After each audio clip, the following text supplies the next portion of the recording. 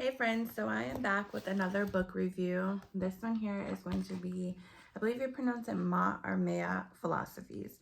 And this book was, I wouldn't say a 10 out of 10, but it was really, really good. It was really informative. It got me thinking, differently and seeing things from a different perspective. The problem that I personally had with this book is that it felt kind of like Christianized, so to speak. Like some of the things and the ways that they wanted you to feel or put into perspective and the way to like act and resolve things felt like it was coming from like a biblical Christian perspective. And there were times that like God was mentioned versus, like the gods of Egypt type thing, like where you would say gods or goddesses, or you would at least, the very least, say gods. Um, and so that was like a little taken aback for me. But the overall gist of the book was really, really cool. The concepts of it. When I got this, I thought he was going to be talking about like the 42 laws of Mott, but it was just more so we kind of grazed those, and then he just kind of gave like a philosophy on like how to live your life using those rules and the things that you're supposed to do and stuff like that. And it is very much a forgive and forget type thing, and like mind your own business, which are kind of like a theme of like these more psychological books that I'm going through, like where you as a person, you're not supposed to let people get you like going either way. And in this book, he even took it as far as like saying, even if someone's doing something positive, like don't worry about it. Like just worry about how you feel about what you're doing. And if you need to, do better, do more, do less, whatever it takes to help you stay in that like kind of neutral state where, you're okay, you're not like overly happy all the time, but you're also not, of course, depressed or anything like that. Like you're content, I would say. And so the book just kind of dives into stuff like that. It does give some like backgrounds of like the Egyptian gods and goddesses, um and how like the underworld works and stuff like that, and like the process of like when you die, according to the Egyptian laws and our Egyptian mythology or whatnot. And then he talks about like also like yoga and stuff, and that it being there within the Egyptian times. Like we often think of yoga coming from like I believe it's like the Hindu religion, and they were practicing yoga in ancient Kemet, which was, ancient Egypt. And he's giving us like words and terms and stuff for that. And he also gives other readings and things like that he's written that you can read and get more information from. And he does give like a pretty decent background for like I said, the gods and goddesses of Egypt, especially if you've never heard of them or anything. Like I think if you started at this book, you would feel pretty comfortable on knowing like the pantheon of like the main Egyptian gods and goddesses. And he does touch into other like the Hindu gods and goddesses and kind of like correlate them and connect them. And he does, I think, mention within the book like no matter which type of God you believe in, it's kind of like all one source and it's all connected one way or another type thing. And he talks about like enlightenment and how you have to go on different levels of enlightenment to get to the I don't know what it's called, I can't think of it right now, but like heaven, so to speak. So until you get to a certain phase of enlightenment and in your life, do find that level of where you're super balanced and you're not letting yourself get too much of this or too much of that. You're just kind of in that straight line. You're going to keep reincarnating. You're going to keep reincarnating. Like with the Egyptian path, you get your heart weighed and they decide, if you did good in this lifetime or not and where you're going to go type thing. And if you didn't, then you have to reincarnate and start all over and, that type of thing. And then it's like your past lives also influence your current life in this lifetime, you know, and then if you have to come back for your next lifetime, it's going to influence that as well. So you have all this, I think he called them like residue, stuck to your life path and stuff like that. And so also within all those things mentioned, I personally couldn't tell or don't know, or I don't know if I'm supposed to know or if I'm just supposed to like have my own feeling towards it or what. But some of the stuff seemed more like it was this man's own personal thought and interpretation of what the Egyptian path is. Like some of it I know because I've read, you know, certain things, and I know that he put certain ways of the Egyptian path differently than I've read, and like I've read like several like basic books and different stuff like that. So I'm just like, okay, well his is a little bit different. I know they're all kind of different, but his was just like a different thought path.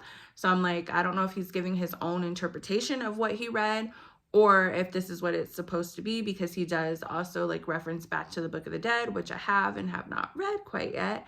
So I'm gonna hopefully get into that eventually, but I know that it'll be more like towards the end of my reading because I have stuff like in order. But yeah, so I'm just wondering that. And then he talks about the Assyrian, I think that's how you connect it, path or whatnot. And I don't know if that's also tied to the Egyptian path. So I was a little bit confused in that.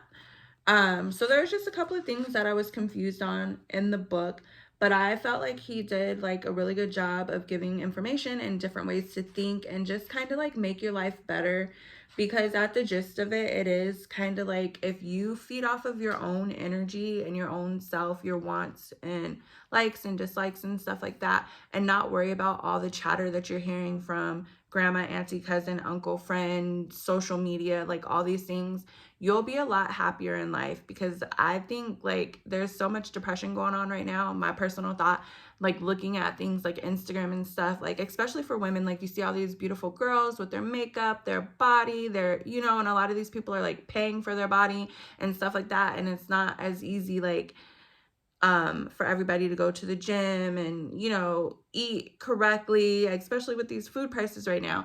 But anyhow, like we're comparing ourselves to like all these people, and like some of these people, like that's their job. Their job is to look good. So if that's your only, you know, job and how you are getting your finances and stuff, then you are going to put a lot more effort into that than the average person who's, you know, just living their life or whatnot. So I think that he was somewhere with that. But then it just like with his philosophy, like when you're doing like the negative stuff that like lowers your vibration, which I do believe in too, but then that's going to mess you up for like if your heart is gonna, when your heart is measured to be light as a, you know, light as a feather in this lifetime, like even if you do your good deeds, like you were over here worried about like all these things that had nothing to do with your life instead of just doing what you're supposed to do in your purpose. So it's just kind of confusing. And it's like, I know no one knows until we know, until we get there, until we go and see what's going to happen and who's, you know, God or goddess or whatever is correct. But I am along the Egyptian path, and so for me it was super interesting and like just wondering and like giving me things to think about as far as that, but then also as well just giving me things to think about as far as like how to live my life. And like I don't per se get too envious of people or anything, because I am at a point where I do understand like everything is not for everybody. But there are times like someone ticks you off and you're just like, you know, like I want to like, ugh, like scream or whatever. And it's like hard to not let, you know, people, especially people that are close to you and that know how to push your buttons. It's hard to not let them push your buttons. Like even if you like gray rock them and you're just like, okay, well, thank you. They push your buttons. Like when you're alone with yourself and you're like maybe an overthinker and going over that conversation in your head and you're like, I should have said this, I should have said that, or like, you know, maybe you come to the conclusion that like they're not even worth it or whatever the case is, then either way, it's hard not to let things get you up and get you down. So that is something that I personally need to work more on. And I know that when I'm able to control my emotions, it does typically have a better outcome, especially with like the negative things. I notice it more with my kids when I'm able to control my emotions with them and I don't let them like push every button on my list, that I do a lot better with like communicating with them and treating them as people, which children are people. Don't get me, I'm like on a whole tangent.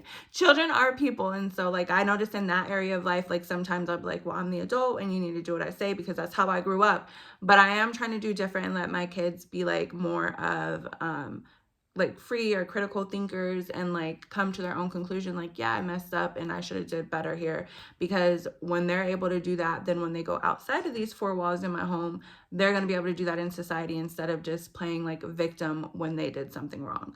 But yeah, so back to the book. It was a good book. If you are on the Egyptian path, I would super recommend this book as a reading.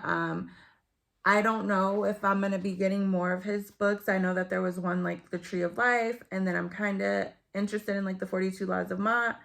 I have read a book, like a children's book to my kids about it, and it was cute, but I'm like interested in like maybe a little bit more information. And so I might get those two and see how they go and see like the feel that I have. Cause like I said, the vibe was like some of this stuff is like him reading it and then just interpreting it his own way, which I guess that's what most people would do. But it just seemed like a lot of push of like his own philosophies and like how he thinks it is versus like a scholarly, like this is fact. Even though I know he did try to put it in a way that it's fact, it just felt more like this is your opinion type thing. But even within that, like I always say, take the meat, leave the bones. Even within him putting his own perspective or opinion in there that I felt, it was still a really good book.